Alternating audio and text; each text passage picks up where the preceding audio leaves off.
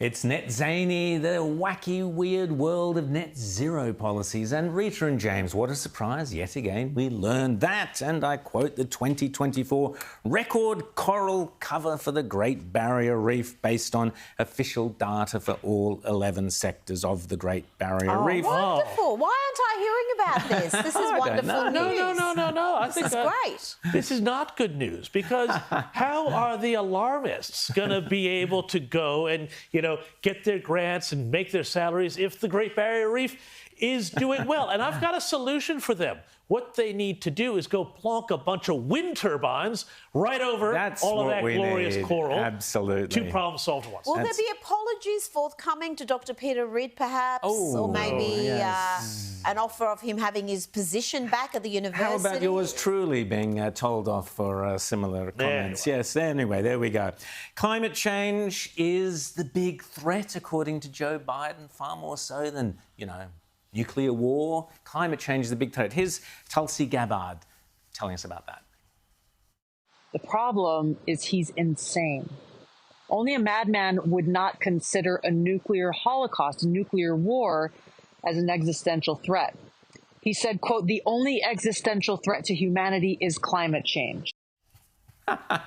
What did you make of that one, James? Look, who knows? Maybe we'll expand NATO up to the ozone layer. I don't know. You know what? I don't think this is going to happen, but there has been all sorts of chatter about Tulsi being Trump's I know. I love that story, which I don't think is going to happen, but what a turn up for the books that would be. Someone who was a Democrat presidential candidate. It's the sort of thing Trump would do. She destroyed Kamala. Yep. And then she saw the party's completely unhinged these days, so she left. And if she becomes a Republican that veep, would be, that's the big existential threat to the Democrat Party. I also love this story that McDonald's admits that millions of customers are rejecting those fake meat burgers that Bill Gates and others are desperate for people to eat to save the planet. Have you seen the ingredients that go into this? Now, I know if someone going to McDonald's isn't, doing it for health reasons, so perhaps the ingredients list isn't enormous, but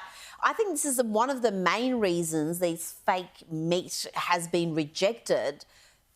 And rejected almost across the board. You go to supermarkets, I've never seen anyone pick one of those up. The stock's always full. Do you remember even when everything else is empty? During the pandemic and stuff, and there were all the shots of, all the meat's gone from all the shelves, all the chicken's gone, but the Bill Gates meat patties? I think we'll leave those alone. Because when you see the concoction of ingredients that go in there. This is what the left used to call Frankenfood. Remember when they say, it's genetically modified? Oh, a Bill Gates burger? Don't mind if I do.